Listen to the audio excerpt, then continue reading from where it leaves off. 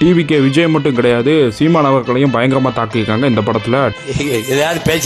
First look போஸ்டர்னு ஒன்று விட்டாங்க. அப்பவே எனக்கு ஒரு டவுட் வந்துச்சு, ஒருவேளை விஜய் அண்ணனை வச்சு ஏதாச்சும் செஞ்சுருக்காங்களோ அப்படின்னு. பேண்ட்டு கலரு, சட்டு கலரு, பஸ்ஸு மேலே செல்ஃபி எடுத்த அந்த ஜனநாயகன் படத்தோட ஃபர்ஸ்ட் லுக் ஸ்டைல் அதெல்லாம் அப்படியே பண்ணியிருக்காங்க. இதில் பின்னால் நிற்கிற பயலுகளை பாருங்களேன், பயமா, எங்கள் படத்தின் மீது பயமா அப்படின்னு போராட்டம் பண்ணிட்டு இருக்காங்க. வேற்று கிரகவாசியுமே ஒருத்தர் நிற்கிறான் பாருங்க.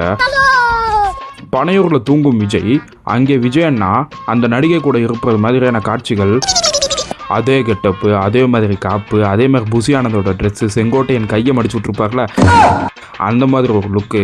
ஸோ இந்த படத்தோட ட்ரெய்லர் வச்சு தான் இப்போ நம்ம டீகோட் பண்ண போகிறோம். ட்ரெய்லர் ஸ்டார்டிங்கில் தமிழ் சினிமாவோட உச்ச நடிகர் ரசிக மன்றத்தை அரசியல் கட்சியாக மாற்றி வரார் அப்படின்ற மாதிரி காட்டிக்காங்க. இது யாரை சொல்கிறாங்க அப்படின்னு நமக்கு நல்லாவே தெரியும். அடுத்து பாருங்களேன், இந்த ஃப்ரேமில் பொள்ளாச்சி தேட்டர் அப்படியே பார்த்தோன்னா அந்த கட் அவுட்டை பாருங்கள். ரஜினி சாரோட காஸ்டியூம் அண்ட் ஹேர் ஸ்டைல் தான் இது. பேக்ரவுண்டும் நல்லா 80s 90s உள்ள மாதிரி தான் காட்டிக்காங்க. 80s 90s உச்சத்தில் இருந்த ஒருத்தர்னா அது ரஜினி சார் தான் அப்படின்னு நம்ம எல்லாருக்குமே தெரியும். இந்த ஃப்ரேம் பாருங்களேன், லியோ படத்தோட கிளைமேக்ஸ் ஃபைட் ஒன்று வரும்ல, அதே மாதிரி லியோ படத்தோட ஃபைட் சீன் மாதிரி இந்த ஃப்ரேம் வச்சுருக்காங்க. டிவிக்கே பொதுச் செயலாளர் இருக்கார்ல, அவர் மாதிரியே ட்ரெஸ்ஸிங் ஸ்டைலை அப்படியே எடுத்து வச்சுருக்காங்க. வெள்ளை கலர் சட்டு, full hand sleeve, white colour pant, அதில் சட்டை நெஞ்சுக்கிட்ட ரெட் கலரில் டிவிக்கே விஜய் அவர்களோட ஃபோட்டோ.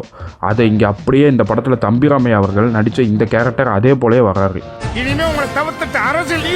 அது என்னமோ உண்மைதான். இப்போ எந்த கட்சிக்காரனாக இருந்தாலும் டிவிக்கே அதை பற்றி நிறைய பேர் பேசிட்டு இருக்கானுங்க. கிங்ஸ்லே அப்படின்ற ஒரு காமெடி நடிகர், அவருக்கு வேட்டி சட்டை பச்சை துண்டு போட்டுவிட்டு தமிழ்நாடு வாழு ஆனால் ஆள் ஆசைப்படக்கூடாது அப்படின்னு ஒரு டயலாக் வருது. பின்னால் தமிழ் கவிஞர்களான மற்றும் புலவர்களான திருவள்ளுவர் மற்றும் கம்பர் ஃபோட்டோ இருக்குது. இந்த சீன் சீமானவர்களை தான் டம்மி பண்ணி வச்சுருக்காங்களா அப்படின்றது நமக்கு தெரியல, படம் வந்ததுக்கப்புறமா தான் தெரியும். ஆனால் இந்த டயலாக்கை அடிக்கடி சொல்கிறது சீமானவர்கள் தான், தமிழ்நாட்டை தமிழன் தான் ஆளணும், அப்போ ஆள் ஆசைப்படலாம் ஆனால் மற்றவன் ஆள் ஆசைப்படக்கூடாதுன்ற டயலாக் அவர் தான் அடிக்கடி சொல்லுவார். அடுத்ததா இந்த ஃப்ரேம் பார்த்துனா நிறைய விஜய் கட்சியோட தொண்டர்கள் கோவப்பட்டாங்க. விஜய் அந்த நடிகை தான் வச்சிருக்காரு அப்படின்ற மாதிரி ஒரு ஃப்ரேமை காட்டியிருந்தாங்க. MS பாஸ்கர் கை மடிப்பை பாருங்க, சட்டையில் அவரோட மீசையை நல்லா நோட் பண்ணிங்க, இது செங்கோட்டையன் ஐயா இருக்கார்ல அவரோட ஸ்டைல் தான் அப்படின்னு ட்விட்டரில் போட்டு ட்வீட் போட்டு அடிச்சு விட்டுருக்காங்க. இன்னொரு டைலாக் பாருங்க, கூத்தாட வந்தவனை எல்லாம் தலைவனா தூக்கி வச்சு கொண்டாடுறீங்க அப்படின்ற டைலாக்கும். ஆனா இந்த டைலாக்கும் சொல்றதுக்கே இவங்களுக்கு கூத்தடிக்கக்கூடிய சினிமா மூலமா தான் சொல்ல முடியும் இல்ல. அப்புறம் இந்த ஃப்ரேமில் கருப்பு சட்டை போட்டு ஒரு கும்பல் இருக்காங்க, இவங்கள தான் வில்லன் மாதிரி காட்டியிருக்காங்கனோ அப்படின்னு எனக்கு தோணுது. அடுத்து இந்த ஃப்ரேமில் பாருங்களேன், எவன்டா அவன் ப்ளூ கலரில் ஒரு ஏலியன் மாதிரி நின்றுட்டு இருக்கான். நட்டி நடராஜஸ் கோல்டன் ஸ்டார் குல்கந்த் குமார் அப்படின்னு போட்டிருக்கு. அது என்ன குல்காந்த், ரஜினிகாந்த், விஜயகாந்த் அந்த மாதிரி ஏதாவது குல்காந்த்னு சொல்ல வராங்களோ.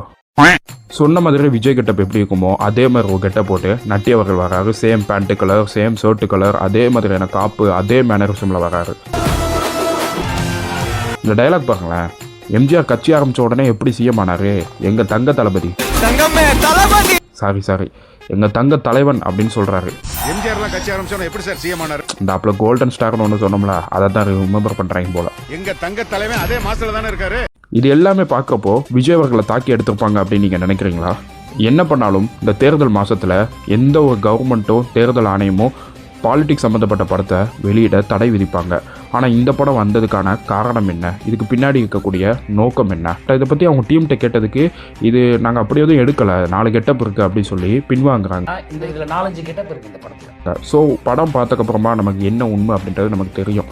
இந்த படம் டிவிக்கே விஜய்க்கு எதிரான படமா இல்லை சப்போர்ட் பண்ணி வர படமா அப்படின்னு நமக்கு தெரியல, ஸ்பூஃப் மூவியாக கூட இருக்கலாம்.